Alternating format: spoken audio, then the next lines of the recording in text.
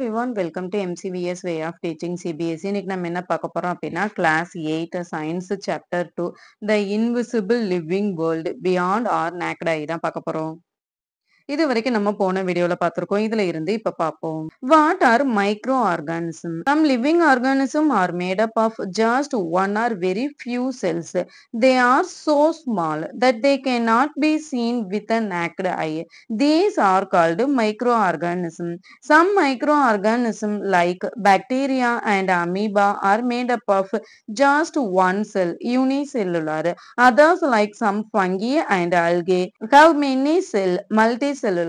They are found all around us in water, soil, air, and even inside our body. But what do their cells look like? Are they like the plant and animal cell we just learned about, or are they different? To observe the cells of microorganisms, again, we need to use a microscope which magnifies their size and make them visible to us. Scientists have also created a low-cost and foldable paper microscope or foldscope. Foldscope may not provide the same level of detail like high-powered laboratory microscopes. However, these make microscopic world accessible to many people. இப்ப நம்மள சுத்தி நிறைய living organism வந்து இருக்குன்னு சொல்லிட்டோம். அந்த living organism எல்லாமே வந்து ஒரே டைப் ஆஃப் செல்ல தான் வந்து மேக் ஆயிருக்குமான்னு கேட்டா கிடையாது. சில லிவிங் ஆர்கானிசம் வந்து ஃபியூ செல்ஸ், அதாவது சிங்கிள் செல்லா இருக்கலாம், அல்லது 2 செல் 3 செல் இந்த மாதிரி ஃபியூ செல்ஸா இருக்கலாம். சில லிவிங் ஆர்கானிசம் வந்து நிறைய செல்லாவும் இருக்கலாம். நம்ம கண்ணுக்கு தெரியாத அளவுக்கு ஸ்மாலா இருக்க லிவிங் ஆர்கானிசம் எல்லாத்தையுமே நம்ம மைக்ரோ ஆர்கானிசம்னு சொல்லுவோம். இப்ப சில மைக்ரோ ஆர்கானிசம் வந்து இருக்கலாம். ஃபார் எக்ஸாம்பிள் பாக்டீரியா, அமீபா இது எல்லாமே ஒரே ஒரு செல்லால தான் வந்து மேக் ஆயிருக்கும். இதை வந்து நம்ம யூனிசெல்லுலார்னு சொல்லுவோம். Other type of microorganism வந்து ஃபங்கை அண்ட் அல்கே வந்து சொல்லலாம். இதுவும் மைக்ரோ ஆர்கானிசம் தான், ஆனா இதுல வந்து மல்டி செல்லுலர் வந்து இருக்கும். இது எல்லாமே எங்க இருக்கும் அப்படின்னா வாட்டர், சாயில், ஏர் அல்லது நம்மளோட பாடியோட இன்சைட்ல கூட இது வந்து இருக்கும். இப்ப இதோட செல்ஸ் எல்லாமே எப்படி இருக்கும்? நம்ம ஏற்கனவே பிளான்ட் செல் அண்ட் அனிமல் செல் வந்து பார்த்தோம்ல, அதே மாதிரி இருக்குமா அல்லது இது வந்து டிஃபரெண்டா இருக்குமா? இப்ப நம்ம அதை பத்தி தெரிஞ்சுக்கணும் அப்படின்னா நமக்கு என்ன வேணும்? மைக்ரோஸ்கோப் வந்து வேணும். இப்ப சயின்டிஸ்ட் வந்து லோ காஸ்ட்ல வந்து ஃபோல்டபிள் பேப்பர் மைக்ரோஸ்கோப் வந்து கண்டுபிடிச்சிருக்காங்க. அதே மாதிரி ஃபோல்ஸ்கோப் கண்டுபிடிச்சிருக்காங்க. லேப்ல நம்ம யூஸ் பண்ற மைக்ரோஸ்கோப் எல்லாமே வந்து எவ்வளவு டீடைல் நமக்கு கொடுக்குமோ அதே அளவு டீடைல கொடுக்குமான்னு தெரியாது. ஆனா நம்ம கண்ணுக்கே தெரியாத லிவிங் பீயிங்ஸ் எல்லாத்தையுமே நம்மளால பார்க்க முடியும். Activity 2.4 Let us observe pond water or stagnant water. Stagnant waterனா என்ன அப்படின்னா அங்கங்க தேங்கி நிக்கும்ல, அதை தான் நம்ம stagnant waterன்னு சொல்லுவோம். Take a container and collect pond or stagnant water in it with the help of your teacher or elders. இப்போ வந்து பாண்ட்ல இருக்கிற வாட்டரோ அல்லது stagnant water எங்கேயாவது தேங்கி இருக்கும்ல, அந்த மாதிரி குட்டைன்னு சொல்லுவோம்ல, அந்த மாதிரி குட்டையில இருக்க வாட்டரோ வந்து உங்களோட டீச்சர் ஆர் உங்களோட எல்டர்ஸோட ஹெல்ப்போட வந்து ஒரு கண்டெய்னர்ல வந்து கலெக்ட் பண்ண சொல்றாங்க. Use a dropper and place a drop of pond or stagnant water on a microscope or foldscope slide. Put a cover slip and observe it under the microscope or foldscope. இப்ப அந்த stagnant water R bond வாட்டரை வந்து few drops எடுத்து நம்ம microscope அல்லது ஃபோல்ஸ்கோப்போட ஸ்லைட்ல வந்து வைக்க போறோம். வச்சுட்டு அந்த கவர் ஸ்லிப் மூலமா நம்ம ஃபோல்ஸ்கோப் அல்லது மைக்ரோஸ்கோப் வந்து பார்த்தோம் அப்படின்னா நம்மளால என்ன அப்சர்வ் பண்ண முடியும்? Observe the tiny organism found in the pond or stagnant water. நம்மளால அந்த pond or stagnant waterல இருக்கிற tiny small organism எல்லாத்தையுமே நம்மளால பார்க்க முடியும். Activity 2.5 Let us observe soil suspension. Take a beaker and collect some moist soil in it from the nearby field or garden. Do not touch the soil with your bare hands. Use a spoon or gloves. வாட்டர்ல வந்து என்ன மாதிரியான tiny organism வந்து இருக்குன்னு பார்த்தோம்ல, இப்ப அதே மாதிரி சாயில வந்து என்னென்ன மாதிரியான டைனி ஆர்கானிசம் இருக்கு அப்படிங்கறத நம்ம எப்படி பாக்குறது அப்படின்னா, ஒரு கார்டன் ஆர் நம்ம பக்கத்துல இருக்க வயல்ல இருந்து அந்த மாய்ஸ்ட் ஈரமான சாயில் வந்து நம்ம ஒரு பீக்கர்ல வந்து கலெக்ட் பண்றோம். அதை எப்படி கலெக்ட் பண்ணணும் அப்படின்னா நம்மளோட பேர் ஹேண்ட்ஸ், நம்ம வந்து வெறும் கையால வந்து எடுக்கக்கூடாது. ஸ்பூன் ஆர் கிளவுஸ் யூஸ் பண்ணி அந்த சாயில் வந்து எடுத்து பீக்கர்ல வந்து கலெக்ட் பண்றோம். Pour some water into the beaker and stir it with a glass rod. The liquid, which may look dirty, has very fine particles of soil and is called soil suspension. Keep it aside for some time and let the mixture settle. இப்போ வந்து நம்ம அந்த soil, அந்த பீக்கர்ல வந்து soil வந்து add பண்ணோம்ல, அதுல வந்து வாட்டர் வந்து ஆட் பண்ண போறோம். ஆட் பண்ணிட்டு அதை நல்லா நல்லா வந்து கலக்குறோம். அப்படி கலக்குனதுக்கு அப்புறம் அந்த லிக்யூட் பாக்குறதுக்கு எப்படி இருக்கும் அப்படின்னா டர்ட்டியா அழுக்கா இருக்கிற மாதிரி இருக்கும். இதுல வந்து நிறைய நெறைய ஃபைன் பார்ட்டிகிள்ஸ் வந்து அந்த சாயில்ல இருக்கிற மாதிரி இருக்கும்ல. அந்த ஃபைன் பார்ட்டிகிள்ஸ நம்ம என்னன்னு சொல்லுவோம் அப்டின்னா, சாயில் சஸ்பென்ஷன்னு சொல்லுவோம். இப்ப இத வந்து நம்ம நல்லா ஸ்டிர் பண்ணிட்டு, அப்படியே வந்து அந்த மிக்ஸர் எல்லாமே செட்டுக்கிற வரைக்கும் நம்ம வெயிட் பண்றோம். Use a dropper and take a drop of water from the top layer. Place the drop on a microscope slide. இப்ப இந்த வாட்டர் வந்து செட்டில் ஆனதுக்கு அப்புறம் மேல இருக்கும்ல, அந்த வாட்டர எடுத்து நம்ம அந்த மைக்ரோஸ்கோப்போட ஸ்லைட்ல வந்து வைக்க போறோம்.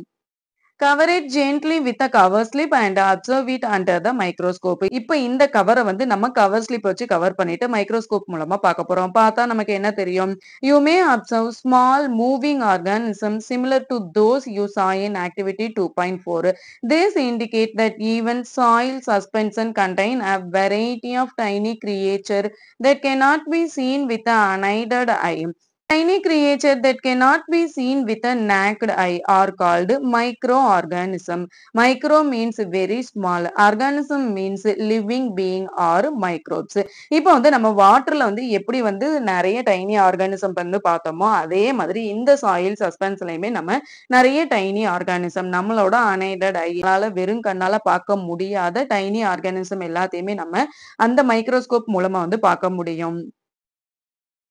இந்த மாதிரி நம்மளால வெறும் கண்ணால பார்க்க முடியாத tiny creature, tiny living being எல்லாத்தையுமே நம்ம என்னன்னு சொல்லுவோம் அப்டின்னா, மைக்ரோ ஆர்கானிசம்னு சொல்லுவோம். மைக்ரோ ஆர்கானிசம்ல மைக்ரோ அப்டின்னா அதுக்கு என்ன மீனிங் அப்டின்னா, வெரி ஸ்மால்ன்னு அர்த்தம். ஆர்கானிசம் அப்டின்னா லிவிங் பீயிங்ன்னு அர்த்தம். மைக்ரோ ஆர்கானிசம்ம நம்ம மைக்ரோப்ஸ்ன்னு சொல்லுவோம். Activity 2.6. Let us study. A group of students studying in grade 8 performed activities 2.4 and 2.5. They also collected information from the library and internet. They recorded the data obtained after observing pond water in table 2.1 and the data obtained after observing soil suspension in table 2.2. They identified the microorganism and protozoa, algae, fungi, and bacteria. You can record if you find any of these categories of organisms. 8th ஸ்டாண்டர்ட்ல இருக்கிற எல்லாருமே வந்து group வந்து form பண்றாங்க. Group form பண்ணி சில பேர் வந்து ஆக்டிவிட்டி 2.4 வந்து பண்றாங்க. ஆக்டிவிட்டி 2.5 வந்து பண்றாங்க. அது மட்டும் இல்லாம அவங்க லைப்ரரியில இருந்து நிறைய இன்ஃபர்மேஷனும் வந்து கலெக்ட் பண்ணாங்க. அப்படி கலெக்ட் பண்ண இன்ஃபர்மேஷன் வந்து டேபிள் 2.1 அண்ட் டேபிள் 2.2ல வந்து ஃபில் பண்றாங்க. அப்படி என்னென்ன இன்ஃபர்மேஷன் வந்து அவங்க டேபிள் 2.1 அண்ட் டேபிள் 2.2ல வந்து ஃபில் பண்ணிருக்காங்க அப்படின்னு சொல்லி பார்ப்போம். இப்போ டேபிள் 2.1ல என்ன இருக்கு? Organism present in pond water. Pond வாட்டர்ல என்னென்ன மாதிரியான ஆர்கானிசம் எல்லாமே இருந்துச்சு? அமீபா, பாரமீசியம், அல்கே வந்து பார்த்தாங்க. அமீபா அப்படிங்கறத நம்ம புரோட்டோசோவான்னு சொல்லுவோம். பாரமீசியமும் புரோட்டோசோவான்னு சொல்லுவோம். அப்போ புரோட்டோசோவா அப்படின்னா என்ன? குரூப்பா இருக்கிற சிங்கிள் செல் ஆர்கானிசம் தான் வந்து நம்ம புரோட்டோசோவான்னு சொல்லுவோம். இப்ப அமீபா அப்படிங்கிறது வந்து சிங்கிள் செல் தான். ஆனா இது வந்து எப்படி இருக்கும்? ஒன்னோட ஒண்ணு வந்து சேர்ந்து மூவ் ஆயிட்டே இருக்கும்ல. இததான் நம்ம புரோட்டோசோவான்னு சொல்லுவோம். அதே தான் பாரமீசியமும். அப்ப அமீபா வந்து எப்படி இருக்கும்? சிங்கிள் செல்லா இருக்கும், மூவ் ஆகும். அதே மாதிரி இர்ரெகுலர் ஷேப்ல வந்து இருக்கும். இப்ப paramecium single cell move from one place to another. Movement takes place with the help of specialised structure. இந்த பாரமீசியம் அப்படிங்கிறதும் சிங்கிள் செல் தான். இதுவும் ஒன் பிளேஸ்ல இருந்து இன்னொரு பிளேஸ் வந்து மூவ் ஆகும்.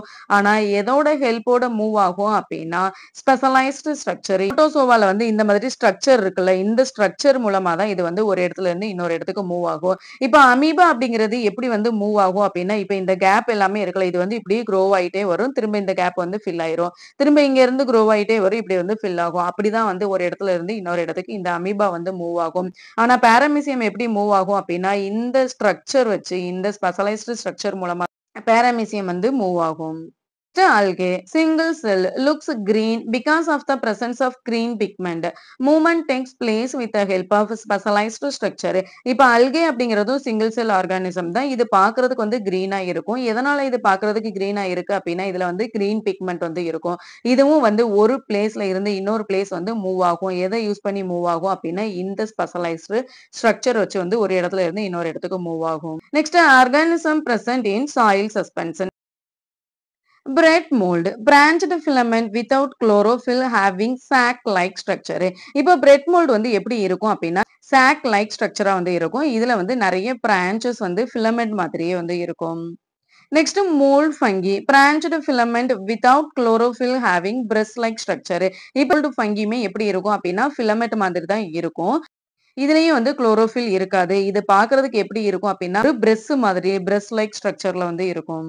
Next algae spherical presence of chlorophyll act green pigment. இப்ப அல்கே வந்து எப்படி இருக்கும் அப்படின்னா ஸ்பெரிக்கல் ஷேப்ல வந்து இருக்கும். இது வந்து குளோரோபில் அண்ட் கிரீன் பிக்மெண்ட் வந்து இருக்கிறதுனால இது பார்க்கிறதுக்கு கிரீன் கலர்ல இருக்கும். Next bacteria spherical spiral or rod shape one long hair-like structure and many small hair-like projection around a cell. இப்ப பாக்டீரியா வந்து நிறைய ஷேப்ல வந்து இருக்கும். ஸ்பெரிக்கல் ஷேப்ல இருக்கலாம், கமா ஷேப்ல இருக்கலாம், ஸ்பைரல் ஆர் ராட் ஷேப்ல வந்து இருக்கலாம். அப்படி இல்ல அப்படின்னா லாங் ஹேர் மாதிரி இருக்கலாம், ஸ்மால் ஹேர் மாதிரி இருக்கலாம். இந்த மாதிரி நிறைய பாக்டீரியாஸ் வந்து இருக்கு. Did you also observe any of these microorganisms or something different? Record in your notebook and discuss in your class. In table 2.1 and 2.2, you have identified a variety of microorganisms. They are everywhere. We can only see them with a microscope, a device that magnifies them 100 to 400 times. Though microorganisms are small in size, they play an important role in our lives. இப்போ வந்து நம்ம மைக்ரோஸ்கோப்ல பார்க்கும்போது இந்த மாதிரி நிறைய micro organism வந்து பார்க்க முடியும். அப்படி இல்ல அப்படின்னா இதை விட இன்னும் நிறைய டிஃப்ரெண்ட் டைப் ஆஃப் மைக்ரோ ஆர்கானிசமும் வந்து பார்க்க முடியும். அப்படி என்னென்ன மைக்ரோ ஆர்கானிசம் நீங்க வந்து டிஃப்ரெண்ட் டைப்ல பார்த்தீங்களோ அது எல்லாமே டேபிள் 2.1 அண்ட் 2.2ல இருக்கிற மாதிரி ஐடென்டிஃபை சொல்றாங்க. இப்ப இந்த மைக்ரோ ஆர்கானிசம் அப்படிங்கிறது நம்ம மைக்ரோஸ்கோப் மூலமா மட்டும்தான் பார்க்க முடியும்.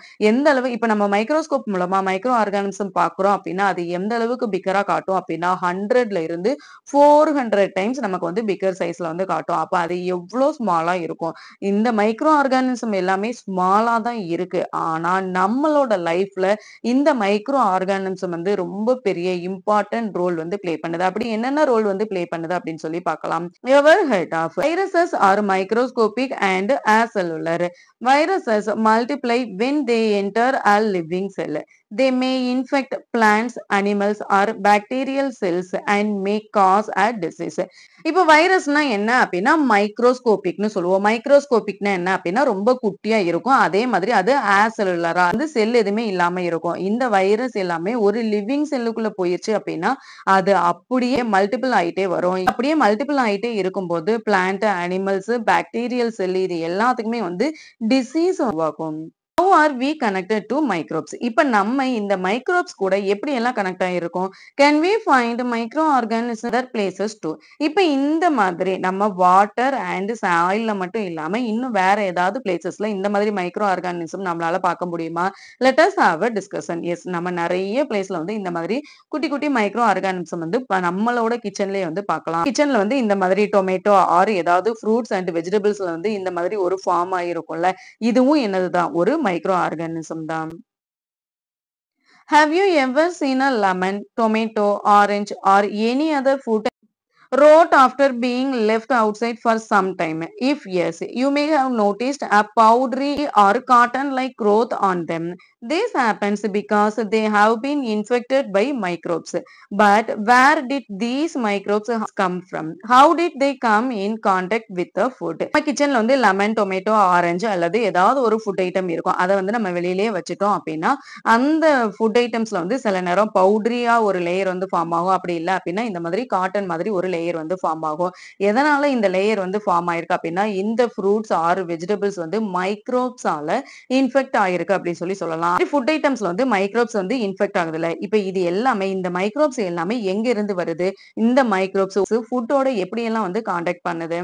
This happens because microorganism can found everywhere, be it in water, soil, air or even in some food items. இப்ப இது எதனால இந்த மைக்ரோ ஆர்கானிசம் வந்து ஃபார்ம் ஆகுது அப்படின்னா மைக்ரோ ஆர்கானிசம் வந்து எல்லா இடத்துலயுமே இருக்கு. For example water, soil, air, some food ஐட்டம்ஸ்ல கூட இந்த மைக்ரோ ஆர்கானிசம் வந்து இருக்கு. But why do microorganisms not infect the pickles and murabas? இப்ப இந்த மைக்ரோ ஆர்கானிசம் எல்லாமே பிக்கல்ஸ் ஆர் முராபாஸ்ல ஏன் வந்து இன்ஃபெக்ட் ஆக மாட்டேங்குது?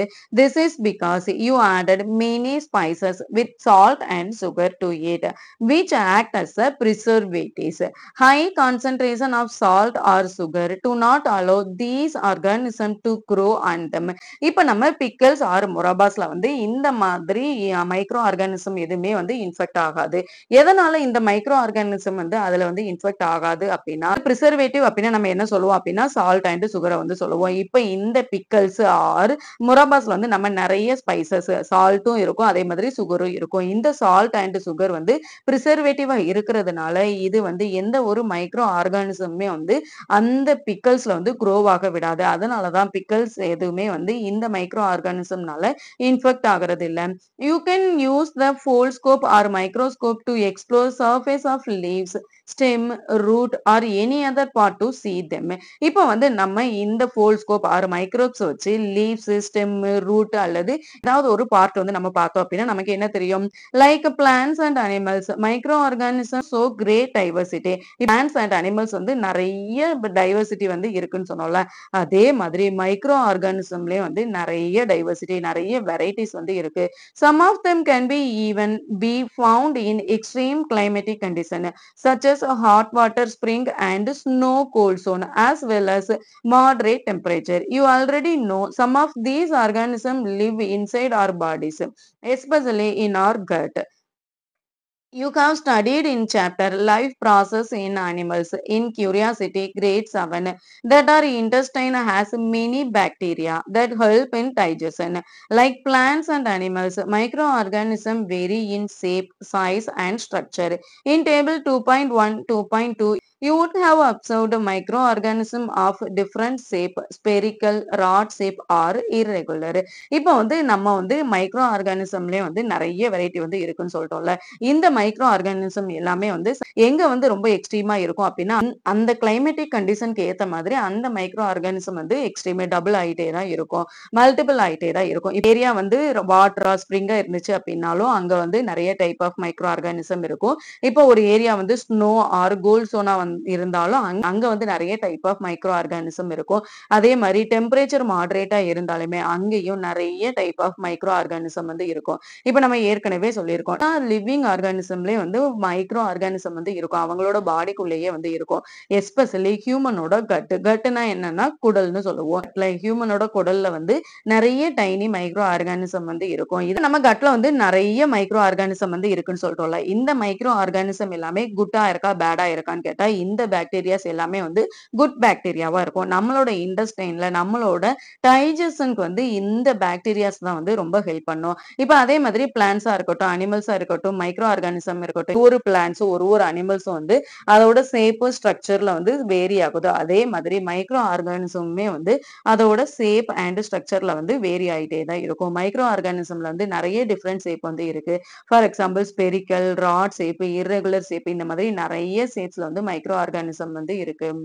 How does the diversity of microorganism play a role in our daily life? இப்போ இந்த மாதிரி மைக்ரோ ஆர்கானிசம்ல நிறைய டைவர்சிட்டி வந்து இருக்கு. நிறைய வெரைட்டி வந்து இருக்குன்னு பார்த்துட்டோம். இப்ப இந்த வெரைட்டி எல்லாமே நம்மளோட டெய்லி லைஃப்ல வந்து என்னென்ன ரோல் வந்து ப்ளே பண்ணுது அப்படின்னு சொல்லி பார்ப்போம். How to they help clean the environment? இப்போ இந்த மைக்ரோ ஆர்கானிசம் நம்மளோட என்விரான்மெண்ட்டை கிளீனா வச்சுக்க எப்படி எல்லாம் ஹெல்ப் பண்ணுது அப்படிங்கிறதையும் பார்ப்போம். In cleaning the environment. Let us attempt to understand this by doing an activity. இதை வந்து ஒரு ஆக்டிவிட்டி மூலமா வந்து நம்ம தெரிஞ்சுக்கலாம். Activity 2.7 let us do take an empty container and fill it with halfway with garden soil. இப்போ நம்ம ஒரு empty container எடுத்துக்கிறோம். அதுல வந்து garden soil வந்து half-ஆ வந்து fill பண்ணிக்கிறோம். Add some fruit and vegetable peels to the container. Thereafter put a layer of soil on it and leave it aside. இப்போ அந்த சாயில் மேல ஃப்ரூட்ஸ் ஆர் வெஜிடபிள்ஸோட வேஸ்ட், வெஜிடபிள்ஸோட பீல்ஸ் அதோட தோல் எல்லாமே வந்து கண்டெய்னர்ல இருக்கிற சாயில்ல வந்து ஆட் பண்றோம். ஆட் பண்ணிட்டு அந்த ஃப்ரூட்ஸ் அண்ட் வெஜிடபிள் பீல்ஸ்க்கு அப்புறம் வந்து நம்ம ஒரு லேயர் ஆஃப் சாயில் வந்து ஆட் பண்ணிட்டு அதை ஒரு சைடு வந்து அப்படியே எந்த டிஸ்டர்பும் பண்ணாம அப்படியே லீவ் பண்ணிடுறோம். After 2 to 3 weeks, observe the changes that have taken place. இப்போ 2 to 3 வீக்ஸ்க்கு அப்புறம் அந்த சாயில் வந்து என்னென்ன சேஞ்சஸ் இருக்கு அப்படிங்கறத அப்சர்வ் பண்ணுவோம். Do you observe any difference in the content of the container? இப்போ அந்த கண்டெய்னர்ல ஏதாவது டிஃபரன்ஸ் வந்து நம்மளால பார்க்க முடியுமா? எஸ், பார்க்க முடியும். You may find that peels of fruits and vegetables have turned into dark colored material. This is manure, which is rich in nutrients and help increase the fertility of the soil. But how did the peels of fruits and vegetables turn into manure? வந்து அந்த peels, அந்த fruits எல்லாமே வந்து ஒரு black color, ஒரு dark color-ஆ வந்து change ஆனத நம்மளால பார்க்க முடியும். இத நம்ம என்னன்னு சொல்லுவோம் அப்டின்னா, மேனூர்ன்னு சொல்லுவோம். இதுல வந்து நெறைய நியூட்ரிஷன்ஸ் வந்து இருக்கும். அதே மாதிரி சாயில்ல வந்து ஃபெர்டிலிட்டி எல்லாத்தையுமே வந்து இன்கிரீஸ் பண்ணும். இந்த ஃப்ரூட்ஸ் அண்ட் வெஜிடபிள்ஸோட பீல்ஸ் எல்லாமே எப்படி வந்து மேனூரா சேஞ்ச் ஆச்சு? In activity 2.6, you saw that soil contains various kind of microorganisms. Some of these microorganisms like fungi, bacteria act on the plant waste and slowly break it down into simpler, nutrient-rich manure. You may have seen gardeners in your school or in field near your house collecting dry leaves and plant waste and putting them into pits. Do you now understand why they do this? It is to make natural manure. இப்ப நம்ம வந்து soil எடுத்து அந்த சாயில்ல வந்து நெறைய microorganism வந்து like fungi and bacteria மாதிரி நெறைய லிவிங் ஆர்கானிசம் வந்து இருக்குன்னு பார்த்தோம்ல. இந்த ஃபங்கி அண்ட் பாக்டீரியா எல்லாமே என்ன செய்யும் அப்டின்னா, நம்ம போட்ட அந்த ஃப்ரூட்ஸ் அண்ட் வெஜிடபிள்ஸோட பீல்ஸ் எல்லாத்தையுமே வந்து ஸ்லோவா பிரேக் டவுன் பண்ணி அத இன்னும் சிம்பிளர் பார்ட்டா வந்து பிரேக் பண்ணிட்டே இருக்கும். அது பிரேக் பண்ணும்போது அதுல வந்து நெறைய நியூட்ரிஷியன் ரிச் வந்து இருக்கும். அப்படி நியூட்ரிஷியன் ரிச்சா மாறும்போது அந்த பீல்ஸ் எல்லாமே சாயிலோட சேர்ந்து அது வந்து மேனூரா சேஞ்ச் ஆயிரும். இப்ப நெறைய கார்டனர்ஸ் வந்து உங்க ஸ்கூல்லயோ அல்லது உங்க வயல் பக்கத்துல இருக்கிறதுலயோ நெறைய ட்ரை லீவ்ஸ் வந்து இருக்கும்ல. அந்த ட்ரை லீவ்ஸ் எல்லாத்தையுமே கலெக்ட் பண்ணி ஒரு பிட், ஒரு குழியில வந்து போடுவாங்க. எதுக்காக அந்த குழியில வந்து போடுறாங்க அப்படின்னு சொல்லி இப்ப நமக்கு புரிஞ்சிருக்கும். எதுக்காக? அந்த லீவ்ஸ், அந்த ட்ரை லீவ்ஸ் எல்லாமே வந்து நேச்சுரல் மேன்யூரா சேஞ்ச் ஆயிரும். நேச்சுரல் மேன்யூர் வந்து ப்ரொடியூஸ் பண்றதுக்காக தான் அவங்க அந்த ஃபார்மர்ஸ் எல்லாருமே வந்து அந்த ட்ரை லீவ்ஸ் எல்லாத்தையுமே கலெக்ட் பண்ணி ஒரு பிட்ல வந்து போடுவாங்க. Our scientific heritage. Ancient Indian texts, particularly the Vedas, have reference of the word krimi, which means different tiny entities including Trisya, visible, and Adrisya, invisible. Various Vedic texts mention their beneficial and harmful effect. Atharva Veda also refers to krimi. ஓட ancient textஆன வேதாஸ்லயே வந்து இந்த கிருமி அப்படிங்கிற word வந்து different tiny entities, different tiny living organism வந்து இந்த word வந்து use பண்ணியிருக்காங்க. அதுல எதெல்லாம் யூஸ் பண்ணியிருந்தாங்க அப்படின்னா திருஷ்யா, விசிபிள் அண்ட் அதிர்சியா, இன்விசிபிள். நம்மளால பார்க்க முடியறதும் சரி, பார்க்க முடியாததும் சரி, நெறைய various type of tiny living organism வந்து இருக்கு அப்படின்னு சொல்லி வேதிக் டெக்ஸ்ட்லயே வந்து இருக்கு. அதுல வந்து நெறைய லிவிங் ஆர்கானிசம் வந்து நமக்கு ஹார்ம்ஃபுல் வந்து தீங்கு விளைவிக்கிறதாவும் இருக்கும். இப்ப அதர்வா வேதாலயுமே இந்த கிருமி அப்படிங்கிற வேர்டு வந்து இருக்கு. If you look around carefully, you might see decaying plants and fallen leaves stored in container or lying in the garden disappear after some time from the surrounding. This is because microorganisms break down and turn them into simpler substances rich in nutrients. These nutrients go back to the soil and help plants grow better. Microorganisms also decompose bodies of dead animals. So microbes help recycle the waste and return important nutrients to nature.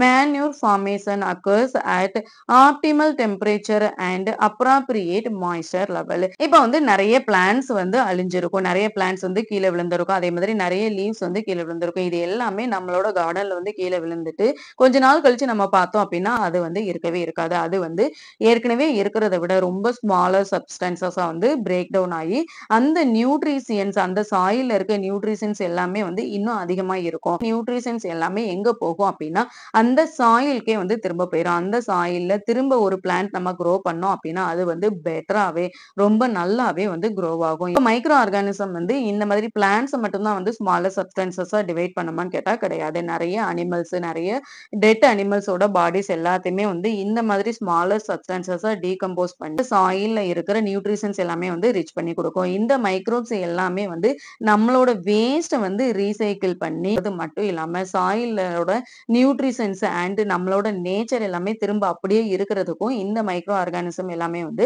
Help பண்ணுது. அது மட்டும் இல்லாம ஃபார்மிங்க்கு தேவையான manure உருவாகிறதுக்கு இந்த micro organism தான் வந்து ரொம்ப ஹெல்ப் பண்ணுது. அதே மாதிரி சாயில்ல இருக்கிற மாய்ஸ்டர் லெவல்ல வந்து எப்படியெல்லாம் இருக்கணும் அப்படிங்கிறதையும் இந்த மேனூர், இந்த மைக்ரோ ஆர்கானிசம் தான் வந்து டிசைட் பண்ணும். Isn't it interesting?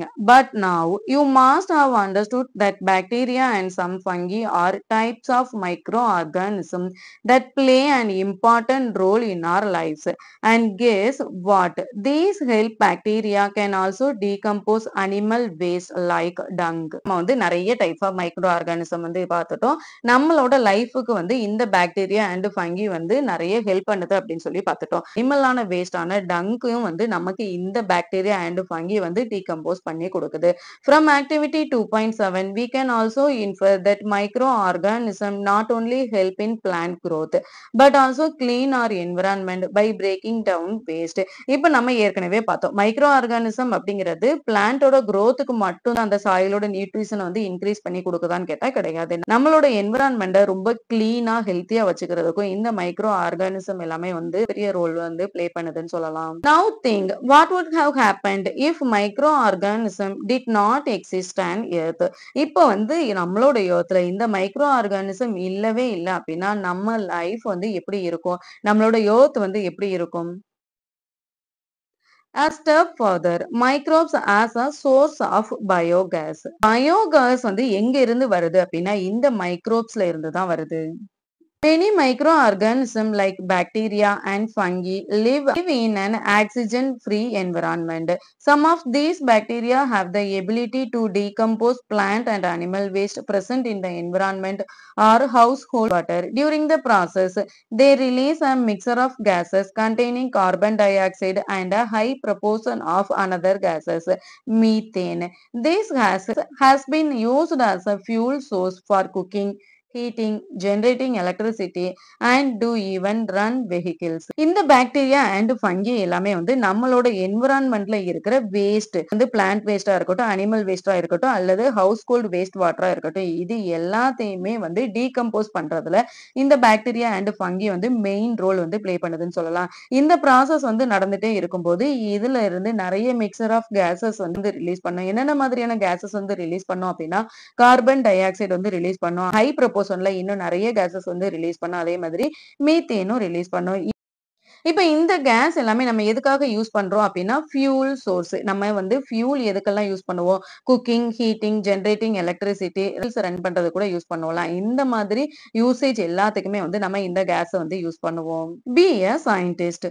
Dr. Ananda Mohan Chakrabarty in 1938 to 2020 was a scientist who studied bacteria. In 1971, he developed a special bacterium that could break down oil spills, helping to clean environment. His discovery received a patent in 1980. Patent in a copyright given to a person so that no one else can copy, use or sell his or her invention without permission.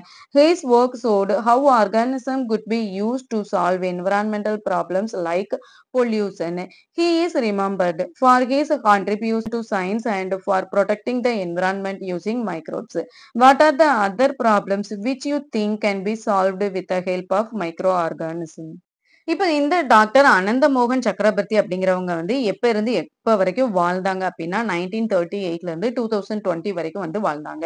1971ல வந்து இவங்க வந்து ஒரு special bacteria வந்து கண்டுபிடிச்சாங்க. அது என்ன bacteria அப்படின்னா oil spills. ஆயில்ல இருக்கிற வேஸ்டேஜ் எல்லாத்தையுமே வந்து பிரேக் பண்ணி நம்மளோட என்விரான்மெண்ட் வந்து கிளீனா வச்சுக்கிறோம். இவர் கண்டுபிடிச்ச இதுக்கு வந்து 1980ல வந்து பேட்டன்ட் வந்து வாங்குறாங்க. பேட்டன்ட் அப்படின்னா என்ன அப்படின்னா காப்பிரைட். இப்ப இவர் கண்டுபிடிச்சது வந்து இவரோட யூசேஜ் இல்லாம இவரோட பெர்மிஷன் இல்லாம நம்ம எந்த இடத்துலயுமே வந்து யூஸ் பண்ணவே முடியாது. அததான் வந்து நம்ம காப்பிரைட்னு சொல்லுவோம். இவர் கண்டுபிடிச்ச இந்த மைக்ரோ ஆர்கானிசம் வந்து என்ன பண்ணுச்சு அப்படின்னா நம்மளோட என்விரான்மெண்ட்ல இருக்கிற பொல்யூஷன் எல்லாத்தையுமே வந்து சால்வ் பண்ணி கொடுக்கும். எல்லாம் வந்து பொல்யூஷன்ல என்விரான்மெண்ட்ல இருக்க பொல்யூஷனை மைக்ரோ ஆர்கானிசமால கிளீன் பண்ண முடியும்னு நினைக்குமோ அப்ப எல்லாமே வந்து இந்த அனந்த மோகன் சக்கரவர்த்தி பாக்டீரியா வந்து கண்டுபிடிச்சிருக்காரு. இப்ப அதே மாதிரி இந்த மைக்ரோ ஆர்கானிசம் வச்சு நம்மளோட என்விரான்மெண்ட்ல இருக்கிற என்னென்ன ப்ராப்ளம் வந்து நம்மளால கிளியர் பண்ண முடியும் அப்படிங்கறதையும் நம்ம இந்த சாப்டர்ல வந்து அடுத்தடுத்து பார்ப்போம். How does diversity of microorganism help in our kitchen? இப்ப நம்மளோட கிச்சன்ல வந்து இந்த மைக்ரோ ஆர்கானிசம் வந்து என்னென்ன டைவர்சிட்டியில வந்து இருக்கு, என்னென்ன வெரைட்டில வந்து இருக்கு, அது நமக்கு எந்த அளவுக்கு ஹெல்ப் பண்ணுது அப்படிங்கறத பத்தி நம்ம அடுத்த வீடியோல பார்ப்போம். இதோட இந்த வீடியோ வந்து முடிச்சுக்கலாம். தேங்க்யூ ஃபார் வாட்சிங் MCVS way of teaching CBSE.